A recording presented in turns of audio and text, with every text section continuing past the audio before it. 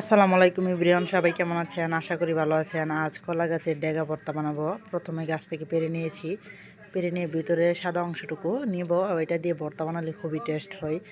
আমাদের এলাকায় এটা খাই, খুব প্রচলিত, খুব সুস্বাদু একটি ভর্তা হয়। সাথে তেঁতুল দিবেন, ধনিয়া পাতা, কাঁচামরিচ একসাথে নিয়ে পরিষ্কার পানিতে ধুয়ে নেব এক এক করে। ধুয়ে নেওয়া হলে সাথে সাথে কুচি করে নেব, একগুলো সবগুলো একসাথে কুচি কুচি করে নেবেন। নিয়ে সাথে কাঁচামরিচগুলো কুচি কুচি করে নিলাম, ধনিয়া পাতা, এরপর তেঁতুল, বিট লবণ, লবণ সবগুলো একসাথে দিয়ে ভালোভাবে ডলে কষলিয়ে কষলিয়ে ভর্তাটা বানাতে হবে, তাহলে খেতে খুবই ভালো লাগে। এক এক করে সবগুলো একসাথে দিয়ে দিলাম, কষলিয়ে কষলিয়ে ভর্তাটা বানিয়ে ফেললাম। কেমন হয়েছে একটু কমেন্টে জানাবেন। খেতে খুব সুস্বাদু হয়েছিল এই ডেগা ভর্তা। আমার কাছে খুবই ভালো লেগেছে। ইনশাল্লাহ আপনারা বাসায় ট্রাই করে দেখবেন কেমন হয়েছে ভর্তাটা, কমেন্টে জানিয়ে যাবেন।